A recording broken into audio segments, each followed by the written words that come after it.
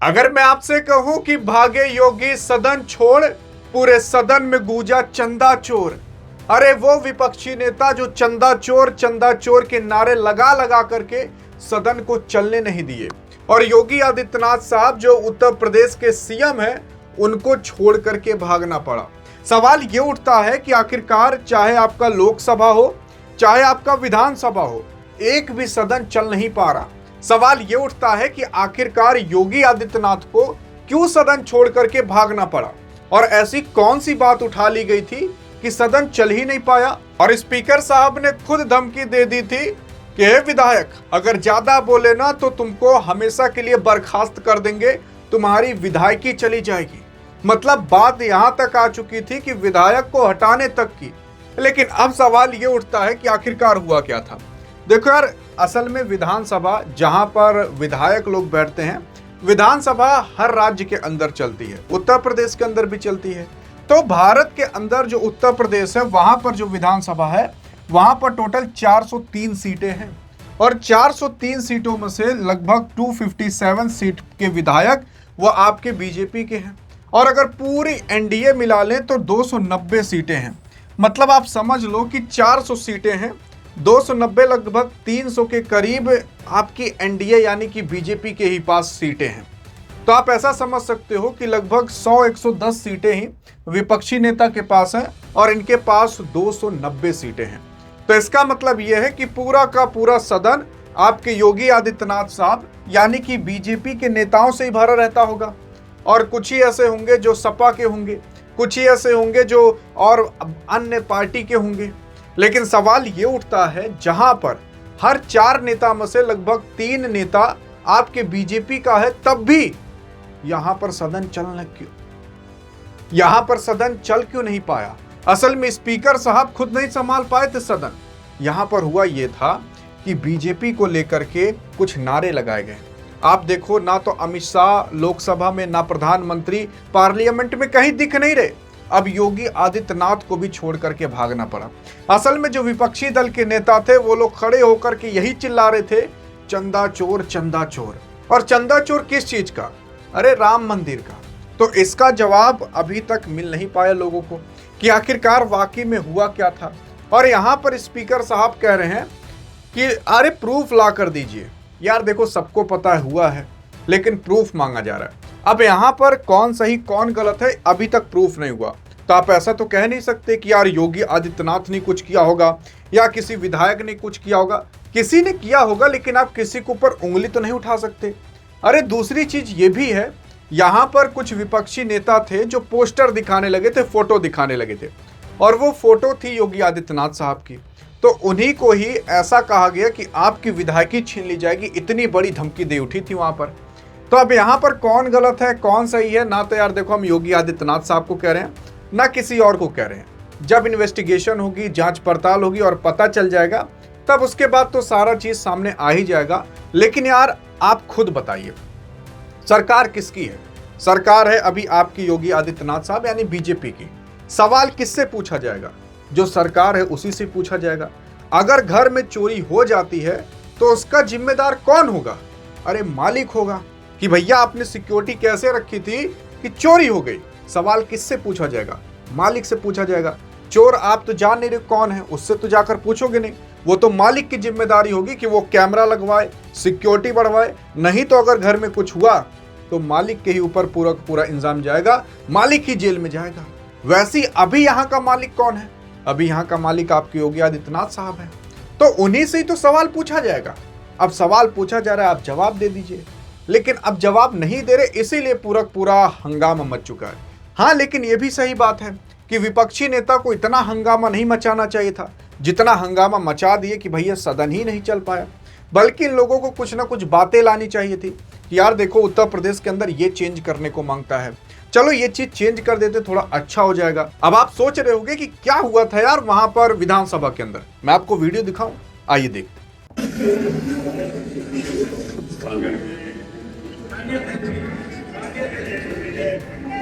अरे बैठे शुरू तो होने दो। अरे बात शुरू तो करें, बैठे तो सही। अरे आप बैठे तो सही। अब देखिए, मेरी बात सुनिए। मैं आप लोगों को एक बात बताऊं, जब नेता प्रतिपक्ष खड़े हो तो सभी लोगों को बैठ जाना चाहिए। महत्वपूर्ण विषय है पूरे भारतवर्ष के। जब नेता प्रतिपक्ष खड़े हो तो सबको बैठ जाना चाहिए। चाहता हूँ माननीय शिवपाल जी, आइए आप बताइए। सुन लें। अच्छा, मैंने कुछ सुना नहीं है, बताइए सर।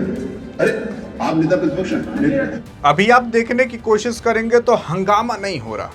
अभी नेता प्रतिपक्ष कुछ कहेंगे, उसके बाद हंगामा होना चालू होगा, क्योंकि मुद्दा सीधा राम मंदिर पर चला जाएगा। ध्यान से सुनिएगा, तब समझ में आएगा। पक्ष में वो खड़ा हो जाएगा। नेता प्रतिपक्ष आप बताइए। मैंने आपसे अनुरोध किया जी, नियम 1311 में है, जो कोई एक मिनट भाई, शांत प्लीज। अपने अध्यक्ष सहमत हो जाएं तो नियमों के अंतर्गत महत्वपूर्ण विषयों पर चर्चा कराई जा सकती है, सारे विषयों को रोककर। अब इससे बड़ा विषय कौन होगा कि हमारे मंदिर का चढ़ावा चोरी हो गया और हम यहाँ सदन में बैठकर उस पर न चर्चा करें, तो ये हमारे लिए 311 आप तो माने 311 पढ़िए प्लीज। आप सारे प्लीज 311 पढ़िए ना, 311 पढ़ लीजिए। क्या 311 पढ़िए ना, जिसमें आपने नोटिस दिए। पढ़े हैं आप मेरे को बताओ, मुझे समझा दीजिए आप। मैं क्षमा चाहता हूँ, मैं ये नहीं कह रहा कि आप पढ़ो, मैं कह रहा हूँ कि प्लीज जरा मुझे समझा दीजिए कैसे होगा। आपसे पहले कहा कोई सदस्य अध्यक्ष की सम्मत से प्रस्ताव कर सकेंगे, ये अध्यक्ष सहमति से, इसलिए मैंने आपसे रिक्वेस्ट करता हूँ कि आप ना तो तत्कालिक है, ना वो ऐसा पहाड़ टूटा पड़ा है, ऐसा कुछ नहीं है। ऐसा कुछ नहीं है नेता प्रतिपक्ष, आप सोच कर ही आए हो कि आपने ये करना है तो बात अलग है कि नहीं, कोई विषय है नहीं आपके पास।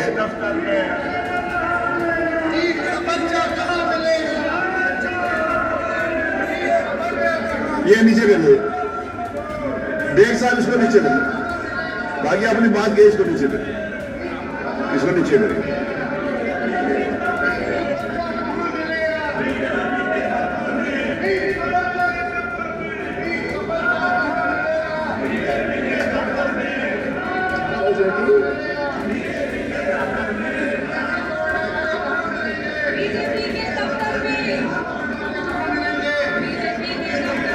वो मैं बताता हूँ कहाँ मिलेगा, मैं बताता हूँ कहाँ मिलेगा, मैं बता रहा हूँ कहाँ मिलेगा। जिस समय छद्मवेश को निकाल दिया जाएगा तो उसके नीचे कौन आया था पूरे देश ने देखा। वो वहां मिला, वो देश की पार्लियामेंट के बाद वहां मिला। वहां पर जब कपड़े उतारे गए तो पता चला कि असली स्वरूप था वही था। हाँ मिल रहा है, हाँ मिल रहा है, यहाँ नहीं मिल रहा। मान्यवर, ये देश की और आस्था की बात मान्यवर करते हैं। आस्था का हमने रूप देखा है 1990 में। 1990 में जिन लोगों ने कार सेवकों के ऊपर गोली चलवाई थी, उनका आस्था से क्या मतलब है मान्यवर? अगर आस्थावान होते तो मान्यवर क्या कभी गोली चलवाते? ये वो लोग हैं मान्यवर जिन लोगों ने राम भक्तों के ऊपर गोली चलवाई और मंदिर बनने में जितनी बाधाएं हो सकती थी मान्यवर, उतनी बाधाएं क्रिएट करी।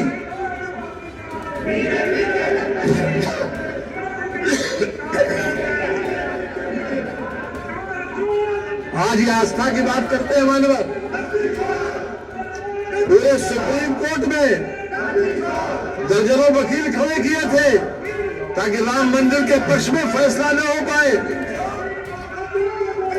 जिन लोगों को इसमें SIT के माध्यम से दोषी पाया गया था मान्यवर, उन लोगों को सजा दी जा रही है और मामला सब जुडिस है। सुप्रीम कोर्ट में ये केस पेंडिंग है। नियमों के हिसाब से मान्यवर इस पर चर्चा नहीं हो सकती। जो सुप्रीम कोर्ट पे पेंडिंग है इस पर चर्चा नहीं हो सकती मान्यवर।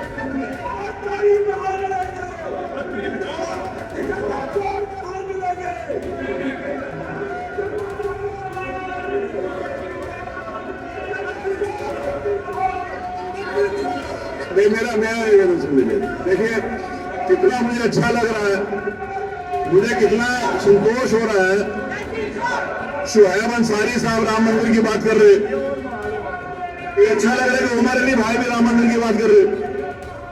मुझे और अच्छा लग रहा है कि शाहिद मंजूर साहब भी राम मंदिर की बात कर रहे हैं। इन्होंने शुरुआत से लेकर आखिर तक राम मंदिर का विरोध किया है। अब में से किसी ने चंदा दिया तो रशीद लेकर आ जाए भाई यहाँ पे। अब यहाँ पर आपके स्पीकर साहब कुछ मुसलमानों का नाम ले करके बता रहे हैं कि भैया ये लोग भी नाम ले रहे हैं राम मंदिर का।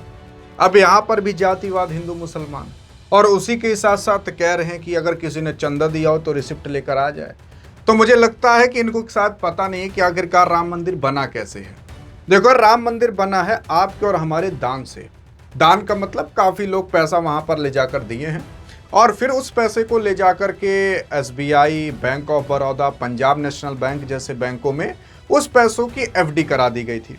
तब जाकर के कहीं 2000 करोड़ के करीब पैसा लगा, और उस FD से जो ब्याज आया था उससे कहीं जाकर राम मंदिर को बनाया गया है। और FD से ब्याज कैसे आता है? अरे वही पैसे को दिया जाता है लोन पर, उससे जो कमाया जाता है उसी से ही उससे जो कमाया जाता है इंटरेस्ट, उसी में ही आपको थोड़ा बहुत 7-8% का ब्याज मिलता है। अब यहाँ पर पैसा इकट्ठा किया जा रहा था राम मंदिर के लिए। अब इतना पैसा इकट्ठा हो गया कि FD से जो ब्याज आया था उसी से धीरे धीरे करके बना दिया गया राम मंदिर। तो भैया उसमें इनडायरेक्टली पूरे इंडिया का पैसा इन्वॉल्व है। अब आपके स्पीकर साहब कह रहे हैं कि भैया अगर किसी ने पैसा दिया हो तो इस रिसिप्ट लेकर आ जाए। अब यार कोई वहां पर रिसिप्ट लेकर बैठा होगा? आपने भी किसी मंदिर में जाकर के दान चढ़ाया, तो आपके पास क्या सबूत है आपने दान चढ़ाया? ये तो फालतू वाली बात हो गई ना यार। यहाँ पर एक बार जवाब ले करके कि भैया बता दीजिए क्या हुआ था, कौन चोरी वोरी किया था, एक बार बता दीजिए, काम खत्म हो जाए। बाकी क्या देश में और कोई काम नहीं है? रोड नहीं बनवाने? रोड बनी 4 दिन 10 दिन के अंदर 80 गड्ढे हो गए वहां पर। तो इन सब मुद्दों पर भी बात की जा सकती है। लेकिन अब ना तो इधर वाले जवाब देंगे, उधर वाले केवल इसी के ही बारे में हमेशा सवाल उठा रहेंगे। तो जान जाइए, चाहे पक्ष वाले कुछ काम करें या ना करें, चाहे विपक्ष वाले कुछ काम करें या ना करें, पीछे आप और हम जा रहे हैं, नॉर्मल आदमी पीछे जा रहे हैं। कुछ हो नहीं पा रहा सदन के अंदर, ना तो आपके पक्ष में ना हमारे पक्ष में, किसी के पक्ष में भी कुछ नहीं हो पा रहा है। सुनिए, देखिए क्या बकवास हो रहा है। यहाँ पर चिल्लाया जा रहा है कि चंदा चोर कहाँ मिलेंगे? बीजेपी के दफ्तर में। यही तमाम चीजें चल रही हैं। आप लोगों में से किसी ने कोई चंदा लिया तो रसीद लेकर आ जाओ भैया, जरा देखें तो सही आपका कौन सा पैसा चोरी हुआ है। जरा रसीद लेकर आ जाओ, जितने खड़े हो यहाँ पे एक आध आदमी रसीद लेकर आ जाओ। अब आपके स्पीकर साहब कह रहे हैं आपका कौन सा पैसा चोरी हुआ है। अब जैसे पूरे देश को पता ही नहीं कि राम मंदिर में चोरी हुई है। देखो भैया आगे।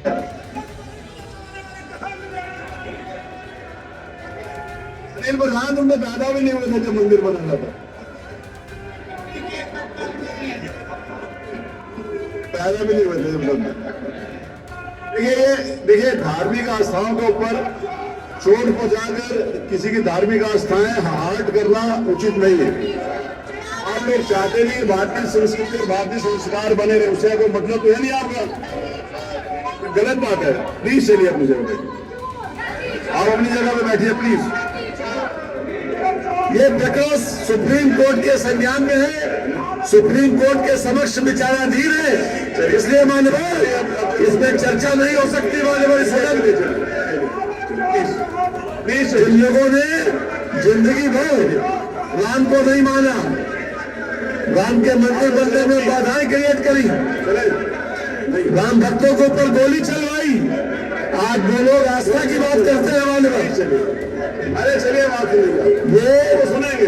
एक भी व्यक्ति बीजेपी के किसी कार्यकर्ता को आरोपित नहीं किया गया, किसी भी कार्यकर्ता को आरोपित नहीं किया गया। बार बार ये गलत प्रचार है, ये भ्रम फैलाते हैं। जिन लोगों को दोषी पाया गया है उन लोगों को बताओ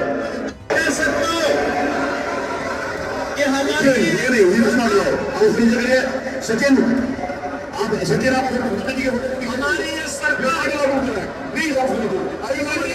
हमारी सरकार के साथ आप मुख्यमंत्री जी की फोटो आप ले सकते हैं। आवाज क्लियर नहीं आ रही होगी क्योंकि बवाल इतना कुछ ज्यादा हो रहा है। यहाँ पर आपके योगी आदित्यनाथ साहब बोलना चालू किए तो एक विधायक था जो कि योगी आदित्यनाथ साहब का फोटो लेकर के खड़ा हो गया। अब वहां पर उन लोग का कैमरा में दिखाया नहीं जा रहा, स्पीकर साहब को ही दिखाया जा रहा। अब स्पीकर साहब इस चीज पर इतना गुस्सा हो गए कि उस विधायक को बाहर भेज दिए और फिर अभी कहेंगे कि आपको पूरे सत्र से बाहर निकाल दिया जाएगा। मतलब पूरा सत्र जब तक ये विधानसभा चलेगा इस बार, तब तक आपको आने की अनुमति नहीं है। और ऐसा भी कहा जा रहा है कि अगर आपने ज्यादा कुछ किया तो आपकी विधायकी भी छीन ली जा सकती है। अब सुनिए सही क्या हो रहा है। सीएम की फोटो को ऐसे कर दिया, उसके लिए नहीं कर सकते। नहीं, यू नॉट अलाउड। आप मुख्यमंत्री जी की फोटो के साथ नहीं कर सकते, लीगल कर लीजिए। You can't do that. You can't do that. You can't do that. मैं इनके कहता हूँ सेकंड लो, इनको आपसे बात नहीं कर रहे। ये कोई तरीका है मुख्यमंत्री जी के फोटो के साथ? You are not allowed to do that. Second लो बात नहीं कर रहे। चलिए बात। इनको पूरे सत्र के लिए बात निकाला जाए, पूरे सत्र के लिए आपको बात निकाला। चलिए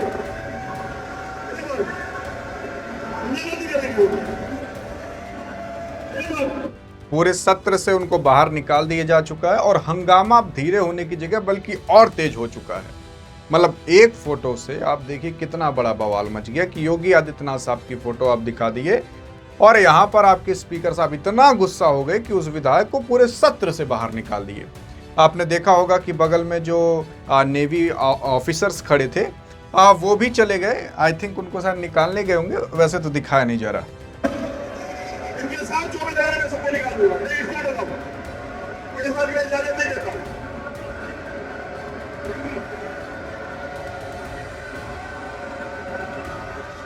आप लोगों का चरित्र ही है, आप लोग करना ही नहीं चाहते। आप लोग सोच कर आए थे कि आप ऐसे करें, मुझे सील लिया जाएगा।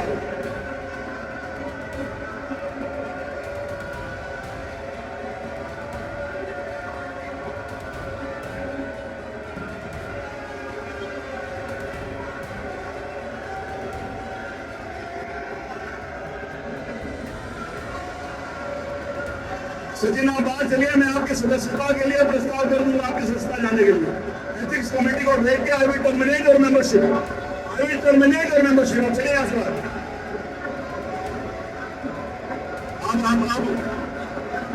विशेषाधिकार में आते हैं।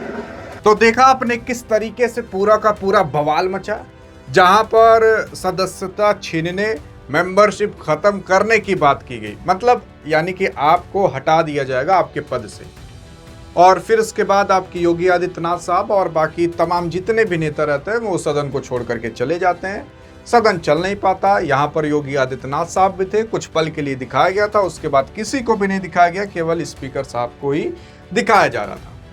बाकी अब आप बताइए, आप क्या समझे इस पूरे मुद्दे से?